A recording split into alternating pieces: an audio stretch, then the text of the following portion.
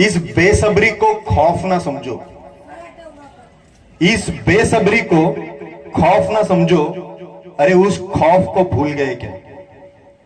अरे उस खौफ को भूल गए क्या जो 1949 में आया था?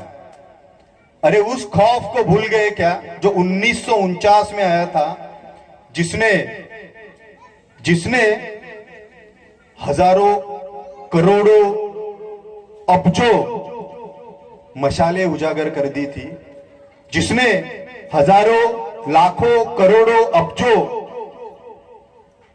समता की मसाले उजागर कर दी थी। कई वो मशाले आज जातीवादियों का काफिला फिर से ना जला दे।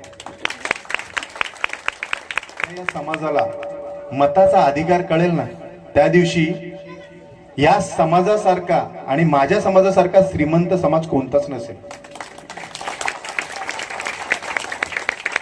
मला असं वाटतं त्या मताची, म्हणजे अंबानी असो अदानी असो, आणि आज आपण याला झोपडपट्टी बोलतो, ज्याला मी विचारपट्टी नाव दिले, चेंज करून टाका, लिहून टाका इथे विचारपट्टी लिहून टाका. झोपडपट्टी बोलणं बंद करा, इथे विचारपट्टी लिहायचं. कारण इथूनच विचार पैदा होतात ना. बाबासाहेब कुठून आले? बाबासाहेब अशाच ठिकाणातून आले, आणि आज अख्ख्या जगामध्ये इतिहास घडवणारा आमचा Bhim. Please follow, like, share, comment and subscribe the Samyak Kranti channel. Thank you. मुख्य व्याख्याते प्रमुख मार्गदर्शक भारतीय सरांचं स्वागत सुरेंद्र ठोके व सुतार गुरुजी करतील. गुलाबाचं रोपटं देऊन त्यांचं आपण स्वागत करूया. जोरदार टाळ्या. स्वागतासाठी कंजूशी नको. महेश भारतीय सरांचं स्वागत. जोरदार टाळ्या. सुमित तू सुद्धा जॉईंट हो त्यांना. बोला वंचित बहुजन आघाडीचा. त्यानंतर मी सुमित कनकुटे व रेखाताई व अस्मिताताईंना विनंती करतो, आजच्या कार्यक्रमाला जे प्रमुख वक्ते लाभलेले आहेत, राहुल गायकवाड सर, अर्थतज्ञ प्लस नवी मुंबईचे ते निरीक्षक आहेत, वंचित बहुजन आघाडीचे राष्ट्रीय खास ब्रिटन अर्थात लंडनहून ते इथे आलेले आहेत. जोरदार टाळ्या. सुमित कनकुटे उमेदवार, रेखाताई कुरवारे, अस्मिता सर्वदेताई त्यांचं स्वागत करत आहेत. मी राहुलजींना विनंती करतो, वेळ न दौडवता आपण आपल्या शब्दांना आपण मार्गदर्शन करावं. जोरदार टाळ्या. राहुल गायकवाड सर. धन्यवाद.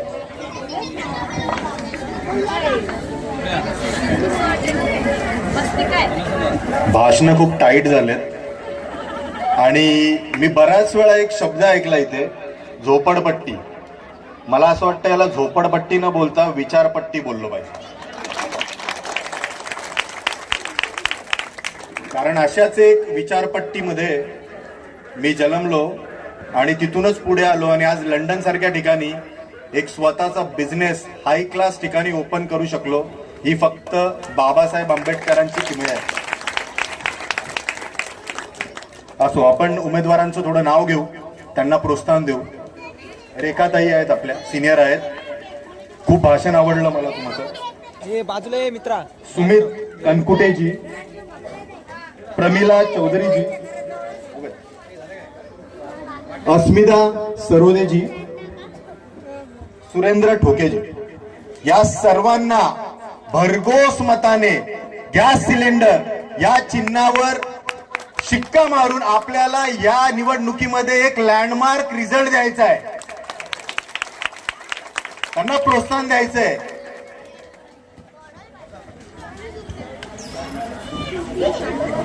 विचार मंचावरील सर्व मान्यवर, आमचे लाडके महेश भारतीय सर, बहुजन युवा सम्राट सुजात दादा, भारताला दूरदृष्टीपर नेतृत्व देणारे आदरणीय ऍडव्होकेट प्रकाश आंबेडकर साहेब, सोशलिस्ट, ऍक्टिव्हिस्ट, इकॉनॉमिस्ट, स्कॉलर,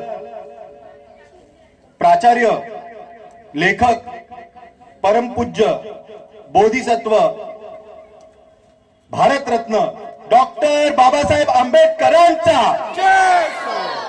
आहे का एवढ्या सगळ्या पदव्या कोणाकडे आहेत? का एवढ्या सगळ्या पदव्या कोणाकडे?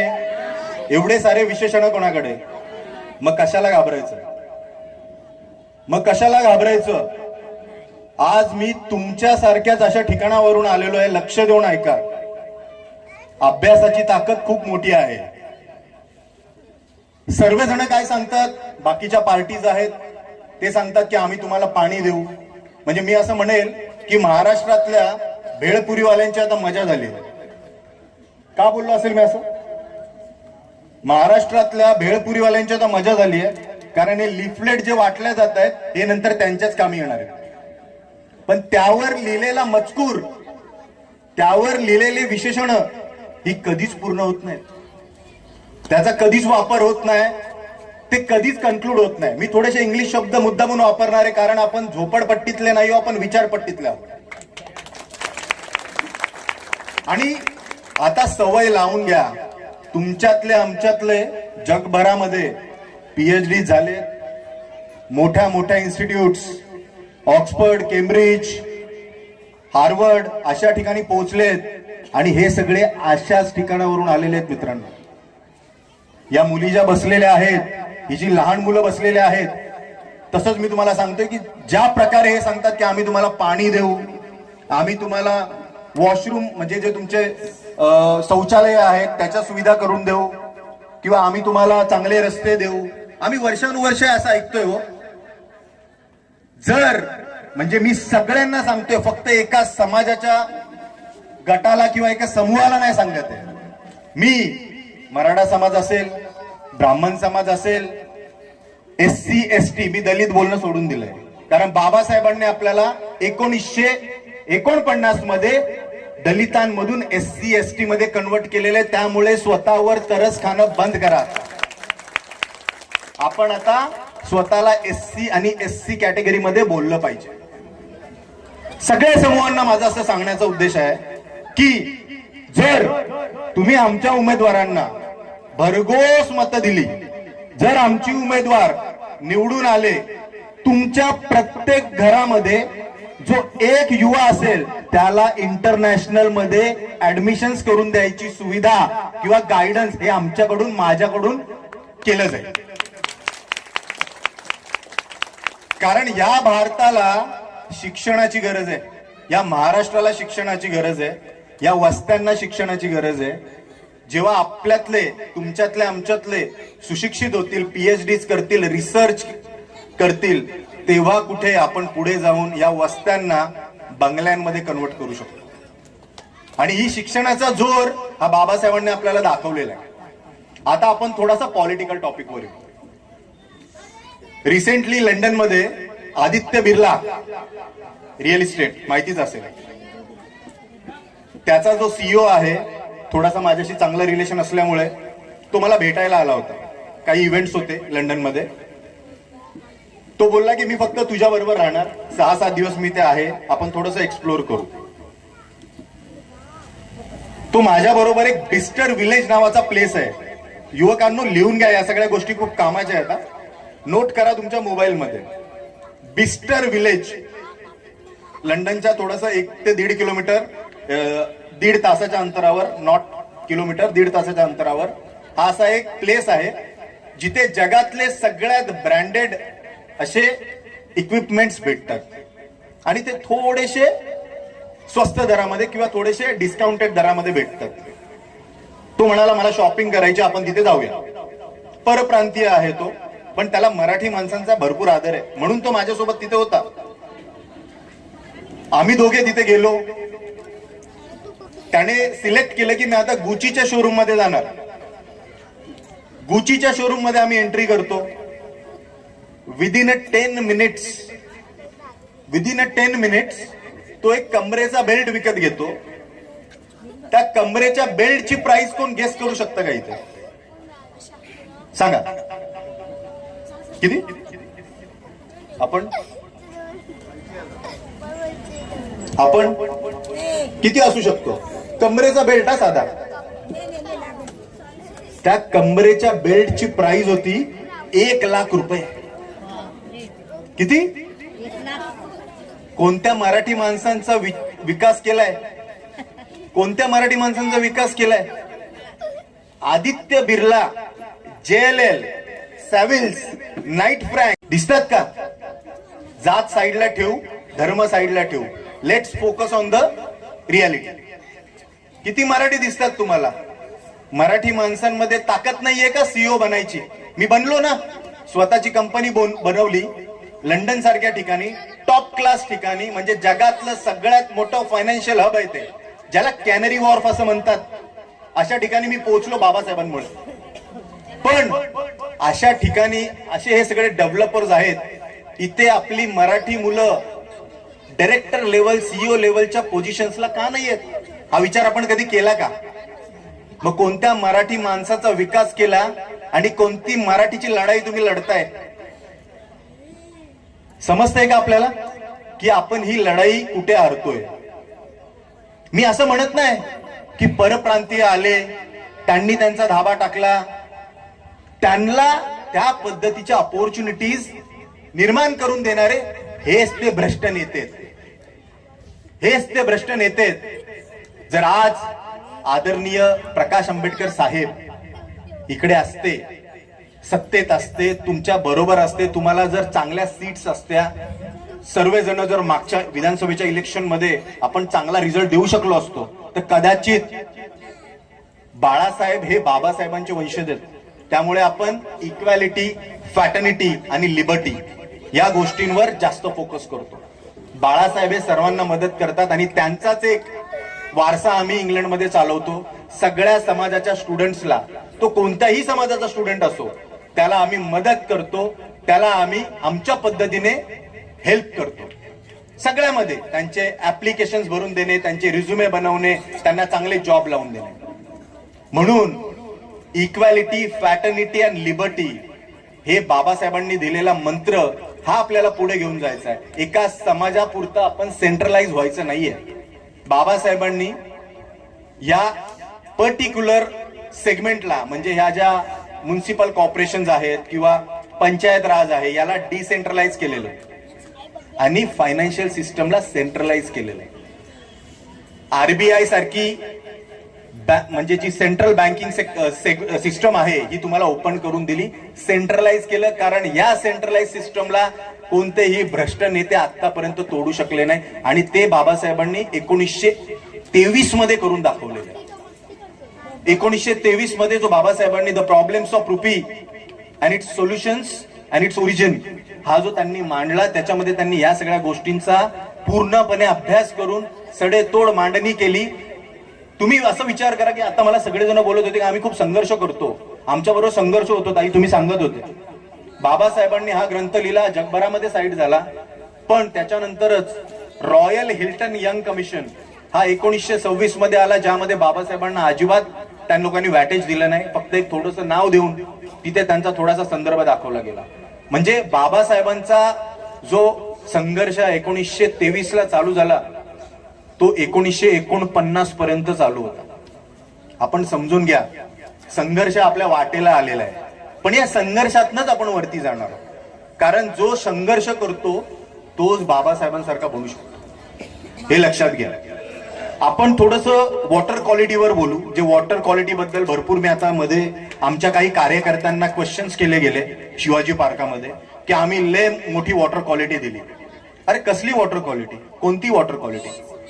वॉटर क्वालिटी मापनाचे म्हणजे त्याचे जे मेजरमेंट्स आहेत ते कशाच्या बेसिसवर होतात हे आपण कधी विचार केला का? WHO म्हणजे वर्ल्ड हेल्थ ऑर्गनायझेशन याचे निर्देशांक काय? वॉटर क्वालिटी तपासण्याचे निर्देशांक मायक्रोबायोलॉजिकल, केमिकल, तुमचं फिजिकल आणि रेडिओ ऍक्टिव्ह असे 4 पार्ट्स मध्ये आपण वॉटर क्वालिटीची मेजरमेंट घेतो, त्याची आखणी घेतो. त्याच्यामध्ये केमिकल मध्ये तुमचे त्याच्यामध्ये कोणता मेटल आहे, कोणता आयन आहे, विटामिन आहेत. तसंच फिजिकल मध्ये त्याचं ऑर्डर काय, त्याचं स्मेल काय, ट्रान्सपरन्सी काय आहे. तुमचं मायक्रोबायोलॉजिकल मध्ये त्याच्यामध्ये किती बॅक्टेरिया आहे, किती कोली आहे, या सगळ्या गोष्टी. तसंच तुम्ही जर रेडिओ ऍक्टिव्ह पाहिलं तर अल्फा, ग्रॉस अल्फा किती आहे आणि ग्रॉस गॅमा किंवा ग्रॉस बीटा किती आहे, या गोष्टीचं मापन आपण त्याच्यामध्ये करत असतो. तर या सगळ्या क्वालिटीला धरून जर सध्याच्या स्थितीला 2025 मध्ये आपण पाहिलं तर 2025 मध्ये सध्याच्या स्थितीला फिनलँड नावाची कंट्री जी आहे, फिनलँड आहे, आइसलँड आहे, स्वित्झर्लंड आहे, कॅनडा आहे, जर्मनी आहे, या सगळ्या कंट्रीज तुमच्या लाईनीमध्ये 10 सेगमेंट्स मध्ये येतात आणि त्यातल्याच ज्या मुख्य सिटीज आहेत या सगळ्या तुमच्या टॉप कंट्रीज किंवा टॉप सिटीज म्हणून ओळखल्या जातात वॉटर क्वालिटीमध्ये. मग कोणतं वॉटर तुम्ही एवढा दिवस दिलं? 25 वर्ष आपण सत्ता गाजवली, 25 वर्ष आपण महानगरपालिकेमध्ये आपली सत्ता दाखवली, पण त्याच्यानंतर आज आमच्या वाटेला काय? ही अशा पद्धतीची डेव्हलपमेंट. आज एसआरएचा मुद्दा पहा, एसआरएचे काय अवस्था आहे. एसआरएचा मुद्दा जर तुम्ही व्यवस्थित पाहिला तर त्याच्यावर माझ्या पाठी बोला तुम्ही. त्याच्यावर हल्ला करणारा कोण? त्याच्यावर हल्ला करणारा कोण? प्रकाश आंबेडकर. एसआरए वर हल्ला करणारा कोण? कस्टोडियल डेथ जी आपली शहीद सोमनाथ सूर्यवंशी, ज्यांच्यासाठी लढणारा कोण? ईव्हीएम. ईव्हीएमच्या मुद्द्यावर सत्ताधाऱ्यांना भिडणारा कोण?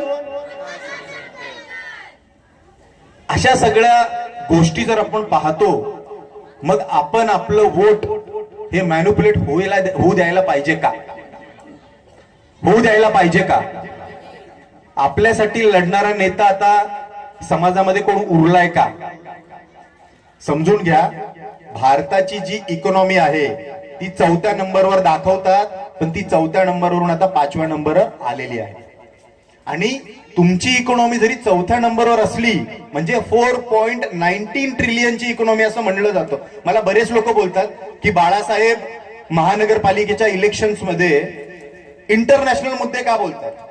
अहो, इंटरनॅशनल मुद्दे नाही बोललो तर वेल्थ इनइक्वॅलिटी, इन्फ्लेशन किंवा तुमचं जे वेल्थ डिस्ट्रीब्युशन आहे किंवा अनएम्प्लॉयमेंट रेशो आहे, ठीक आहे, तुमचा जो लेबरला जो भेटणारा भत्ता आहे, या सगळ्या गोष्टी या इंटरनॅशनल मुद्द्यांशीच रिलेटिव्ह असतात. त्यामुळे समजून घ्या की बाळासाहेब तुम्हाला भाषणांमध्ये काय मार्गदर्शन करत असतात. या गोष्टी समजून घेण्याची खूप गरज आहे, या डोक्यामध्ये आपल्या घालण्याची खूप गरज आहे. 4.19 ट्रिलियनची इकॉनॉमी आहे, पण तुमचा पर जीडीपी म्हणजे पर कॅपिटा जो आहे जीडीपीचा, जीडीपी पर कॅपिटा इन्कम हा फक्त $2,800 डॉलर एवढा आहे.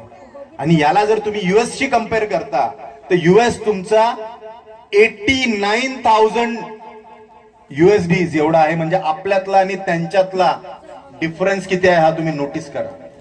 आणि कोणते विश्वगुरु तुम्ही? कुठले विश्वगुरु? जर 2000 ची पर जीडीपी कॅपिटा आपण सुधारवू शकत नाही, FTAs म्हणजे फॉरेन ट्रेड अग्रीमेंट्स आपण व्हॅल्युएबल करू शकत नाहीये, आपला जीडीपी आपण इम्प्रूव्ह करू शकत नाही आहे, आपलं इन्फ्लेशन आपण मॅनेज करू शकत नाही आहोत, आपली वॉटर क्वालिटी, जीडीपी म्हणजे तुमचं ग्रॉस डोमेस्टिक प्रोडक्ट, समजून घ्या. तुमचा जो पर्टिक्युलरली जर तुम्ही पाहिला, तुमचा क्राईम रेट जो NCRB डिक्लेअर करतो, म्हणजे महाराष्ट्रामध्ये 2021 ते 2021 मध्ये होता जवळपास केसेस जे दर्ज होत्या, NCRBचा रिपोर्ट तुम्ही काढू शकता, आपण रेफरन्सने बोलतो. 667 केसेस होत्या, 22 मध्ये 776 केसेस होत्या आणि 23 मध्ये 6 केसेस होत्या. 24 आणि 25चा डेटा अजून रिलीज झाला नाही, कारण इलेक्शन आहे, ते रिलीज करणारच नाही. मग कोणत्या प्रकारचा क्राईम तुम्ही कव्हर्ड केलाय? म्हणजे माझं माननीय गृहमंत्र्यांनाही हे विचारणं असेल की कोणत्या पद्धतीचं क्राईम रेट तुम्ही कव्हर्ड केलाय किंवा कसा तुम्ही सिक्युअर केलाय? तुमचं लक्ष गृह मंत्रालय खात्याकडे आहे का नक्की? हा क्वेश्चन आमच्या सगळ्यांच्या मनामध्ये येतो, हा क्वेश्चन आमच्या सगळ्यांच्या ध्यानात येतो. पण याच्यावर आवाज कधी उचलणार? याच्यावर आवाज कधी उचलणार? आणि आवाज उचलण्याची संधी तुम्हाला आदरणीय प्रकाश आंबेडकर साहेबांनी आता दिली आहे. या संधीचं सोनं करा मित्रांनो. आणि मी एका समाजाला नाही सांगत आहे, कारण जीडीपीचा प्रश्न बरोबर, FTAचा प्रश्न, फॉरेन डायरेक्ट इन्व्हेस्टमेंट, तुमच्या ज्या फॉरेन पॉलिसीज आहेत किंवा तुमच्या जेवढ्याही टॉप क्लास जे जिओ पॉलिटिकल किंवा डिप्लोमॅटिक डिसिजन्स आहेत हे सगळे चुकत चाललेले आहेत मित्रांनो भारताचे. आणि याला ट्रॅकवर जर आणायचं असेल, जसं भारतरत्न डॉक्टर बाबासाहेब आंबेडकरांनी 1949 मध्ये या भारताचं संविधान लिहून टाकलं आणि एक मिडल क्लास जो होता, मिडल क्लास पण नाही बोलू शकत, एक पुअर अनटचेबल म्हणून आपल्याला म्हणलं जायचं प्रिव्हियसली, म्हणजे ती जर्नीच अशी होती की अनटचेबल, त्याच्यानंतर आउटकास्ट, त्याच्यानंतर महार, त्याच्यानंतर दलित, आणि आता आपण SC आणि ST झालेलो आहोत. हे दलित बोलणं बंद करा. हे नरेटिव्ह आहे, हे नरेटिव्ह आहे, लक्षात ठेवा. संस्कृत मध्ये दलित हा शब्द म्हणजे आपला डिवाइड असं म्हणलं जातं. डिवाइड म्हणजे डिस्ट्रीब्यूट. बाबासाहेबांनी तुम्हाला हेट्रोजिनियस सेगमेंट पासून होमोजिनियस म्हणजे एकत्रित केलंय. मला एका मित्राने माझ्या विचारलं रिसेंटली की आपण हारतो का, आपण हारतो का. महाराष्ट्रामध्ये शिवसेना असेल 2 ते 3 गट, राष्ट्रवादी 2 ते 3 गट, भाजप 2 ते 3 गट असतील डिस्ट्रीब्युटेड. बहुजन चळवळीमध्ये किती पार्टी आहेत कोण सांगेल का मला, आणि किती ग्रुप्स आहेत, किती आहेत. माझ्या अनालिसिस नुसार, माझ्या अभ्यासानुसार सध्याच्या स्थितीला जे मोठे गट पकडू, छोटे तर भरपूर आहेत, हे जवळपास 163 गट आहेत. बाबासाहेबांनी तुम्हाला हेट्रोजिनियस सेगमेंट मधून होमोजिनियस मध्ये आणलेलं, म्हणजे तुमची शक्ती केंद्रित केली होती, एकत्रित केली होती. ज्याला हे लोक डिसेंट्रलाइज करतात, तोडतात, त्याला वेगळं करतात, डिवाइड अँड रूल करतात. आणि हे आपल्याच बाबतीत नाहीये, आपल्याला बाकीच्या समाजांबरोबर पण हे डिवाइड करतात. हे दाखवतात की तुमच्यात आणि यांच्यात फरक आहे, पण ऍक्च्युली ह्युमॅनिटी मध्ये कोणताच फरक नाहीये. Humanity is common everywhere, right. So we have to focus now. मी इंग्लिश मध्ये मुद्दामून बोलणार आहे कारण हा विचारपट्टी झोपडपट्टी नाहीये, हे डोक्यात घाला. We have to think now.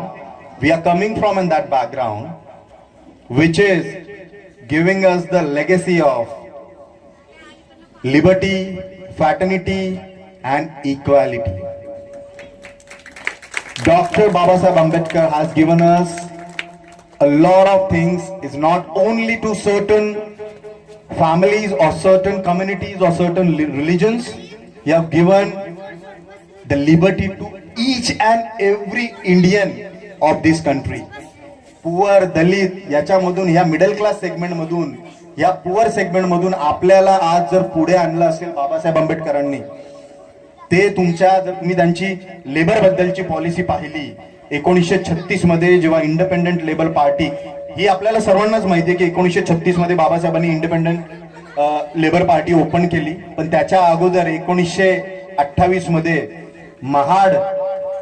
Mahad labour worker strike ही बाबासाहेबांनी केली होती. तिथून ती जर्नी चालू झाली होती.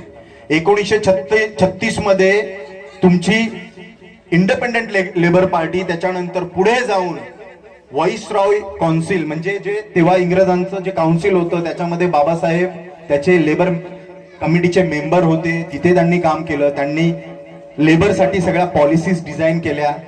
आज हा लेबर जो आहे हा सगळ्या समाजाचा लेबर, फक्त एका समाजाचा नाही. याला पुअर सेगमेंट मधून काढून मिडल क्लास मध्ये आणला. आता या मिडल क्लास सेगमेंटला आपल्याला श्रीमंत कसं बनवायचंय? आपले लोक बंगल्यात कधी जाणार? आपली लोक गुचीचे बेल्ट कधी घालणार? आपले लोक घालू शकत नाही का? शरीर तर तेच आहे ना, विचार पण तेच आहे, अभ्यास पण तेवढाच करतो, पाणी पण तेच पितो, जेवण पण तेच करतो. मग गुचीचे बेल्ट आपण घालू शकतो की नाही? गुचीचा बेल्ट आपण घालू शकतो की नाही? कसा घालू शकतो? प्रत्येक घरामध्ये एक PhD झाला पाहिजे. तुमच्या प्रत्येक घरामध्ये एक PhD झाला पाहिजे. तुमच्या प्रत्येक घरामध्ये एक रिसर्चर झाला पाहिजे. तर ही वस्ती तुमची नेक्स्ट 10 वर्षामध्ये या पर्टिक्युलर झोन मधली सगळ्यात सुंदर अशी क्वालिटी सोसायटी बनू शकते. पण त्याच्यासाठी तुम्हाला शिक्षणाचा आधार घ्यावा लागेल. बाबासाहेबांनी शिक्षणाचा आधार घेतला, 4 PhDs घेतल्या, 32 डिग्र्या केल्या. त्याच्यानंतर एवढा संघर्ष करून आपल्याला आज हे जीवन भेटलंय, आपल्याला राहायला घर भेटलंय, आपल्याला पाण्यासाठी संघर्ष करावा लागला, सर्व गोष्टीसाठी संघर्ष करावा लागला. समाजाने एक्सेप्ट केलंय, त्यामुळे या गोष्टीतनं आता आपण बाहेर निघलो पाहिजे आणि आदरणीय प्रकाश आंबेडकर साहेबांना साथ दिली पाहिजे.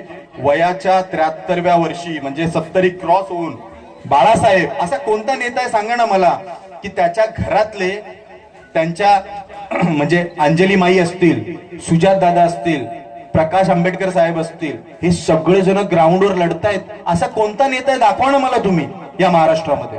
असा कोणता नेता आहे या महाराष्ट्रामध्ये जो पूर्ण घराणं घेऊन लढतोय? कोणासाठी लढतोय? आपल्या सर्वांसाठी लढतोय, तुमच्या आमच्यासाठी लढतोय, बरोबर? तर या गोष्टीचा आपण विचार केला पाहिजे, या गोष्टींवर आपण लक्ष दिलं पाहिजे. इंटरनॅशनल मधून आम्ही आपल्या मुलांना सपोर्ट करत आहोत.